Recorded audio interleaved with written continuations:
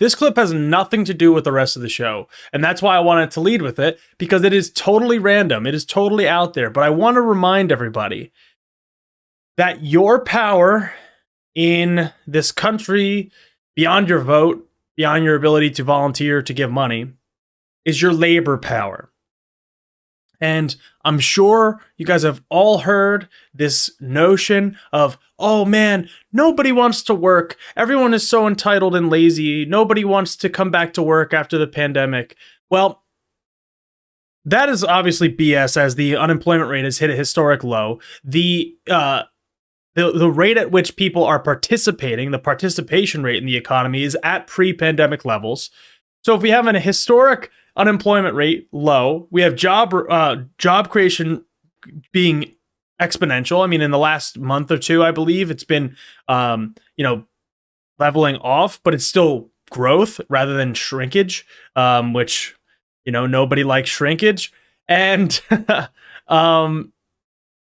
we have seen an economy that is more, not fully, but has become more inclusive of middle class and working class people, and starting to reward them more for their work. You see the rise of unions in this country, and we will see throughout the summer more and more union activity as well, it seems. However, this notion of nobody wants to work comes from a certain, pinpoint of people in the top management levels of companies. It is hard to find talent in a time and a place where most people have a job. And if you're not going to pay them more, they're not going to leave a job. I wouldn't leave a job if it's going to pay me less, or if it's going to make me work horrible hours beyond what a normal accountant would, right? So these are the things that we consider. Here we have the CEO of a Michigan-based company called MillerKnoll, and the company is MillerKnoll, Herman Miller, and Knoll Brands. There's multiple different companies. So this is during a town hall, which, if you haven't worked in corporate America, I envy you, but in corporate America, these town halls are usually ways that the CEO or the higher ups kind of get everyone together to send a message. Whether it's, at my former job, they did this to say, hey, we're getting acquired by this larger firm. This one is more so we're not going to give you a raise or a bonus this year. And it just so happens that the CEO here gave herself a $4 million bonus. How can we stay motivated if we're not going to get a bonus? What can we do? What can we do? Some of them were nice and some of them were not so nice. So I'm going to address this head on. The most important thing we can do right now is focus on the things that we can control.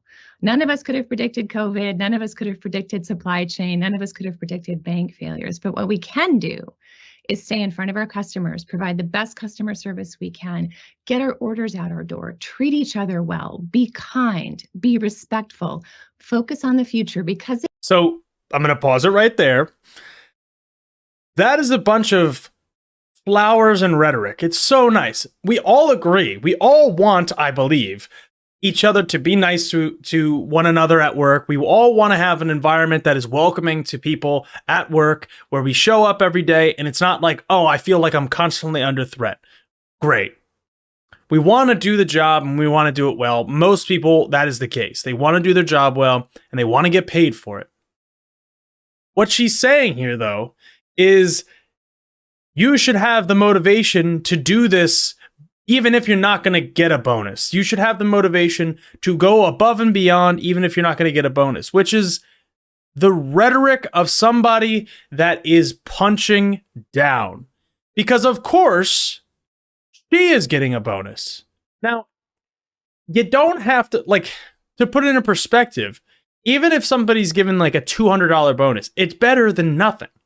A $4 million bonus to the CEO could be divided a number of different ways to give a lot of different people a good bonus, coming out of probably what I imagine is a busy season for them, if that's the time that they have their bonuses. The CEO, of course, is not looking to provide, the best at this point for their employees. They're not looking to, put more money in their pockets. They're looking to get more for themselves in this case, or in a more public company, they're looking to return shareholder value, which is the main job of a publicly traded company, by the way. It will be bright. It's not good to be in a situation we're in today, but we're not going to be here forever. It is going to get better. So lead by example, treat people well, talk to them, be kind, and get after it. Don't ask about what are we going to do if you don't get a bonus. Get the damn $26 million. Spend your time and your effort thinking about the $26 million we need and not thinking about what you're going to do if we don't get a bonus. All right? So that's the crux of it. And of course, it's easy to say, go and get it when you're the one getting a couple $1 million in bonuses versus why is it implied that people should have motivation to go above and beyond when the CEO wouldn't do so without the monetary incentive to make more money? This is why, unionizing, knowing the power of your labor, negotiating for raises, negotiating for bonuses, negotiating for better fringe benefits. These are key things, and that every single one of you watching this, I don't care if you're making $5,000 a year or you're making $150,000 a year or even more than that, when you go and you advocate for yourself in negotiations, and if you have the ability to collectively bargain, you should always advocate for yourself and not just go above and beyond because it's going to say, oh, in the future, maybe there's something. No, you can go above and beyond, but you should go and get your value, go and get your worth. That is the key takeaway of this video. And I just wanted to highlight it because this type of entitlement from people like this, because this is entitlement to your time and to your labor, to your effort, says that we don't think that your time is worth the salary or the bonus that we're supposed to give you. We don't think it's worth that. You should just already do that. And that's not right. The time value of your labor is much more than most of us get. And I think you have to go out and go get it. So that's your motivational pep talk here